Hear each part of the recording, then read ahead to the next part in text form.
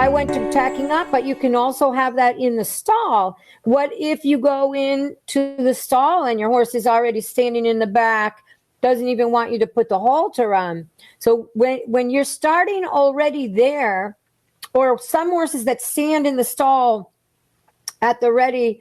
I had one horse that was brought to me for training, not last summer, but the summer before, and it literally stood in his stall or in the paddock, just waiting for the terrible things to happen. And I called my trainer and I said, what am I going to do with that?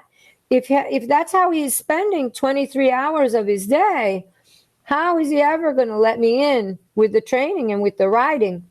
And so I spent time with him in the stall, in the paddock, teaching him to assume a more relaxed posture and respond to threats in a different way. And that way, that carried over into the ring. You can't have a horse that spends 23 hours a day protecting itself and standing at the ready and then think that they're going to let you ride them in a relaxed way. It just absolutely is not going to happen. Now, that was an extreme case. But what I did is every time I went by him, I went in and I put my hands on him, and I have a couple places on the body of the horse that I can kind of squeeze or push on and get those muscles, relaxed and open.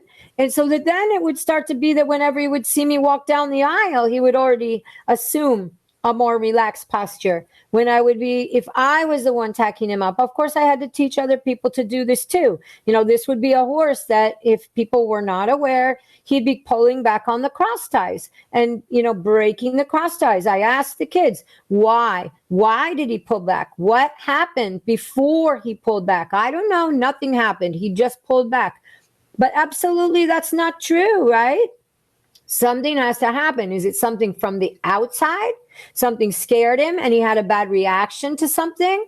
Or did he simply just walk a little bit backwards or find a little pressure on the cross ties, feel the pressure, and then get scared and then pull back because he felt the pressure? And if you were the person tacking him up, could you have solved that by walking him forward again, getting him relaxed again, grooming him again in a different place? Maybe he was tense from where they were grooming him, and that's why he put the pressure on the cross ties.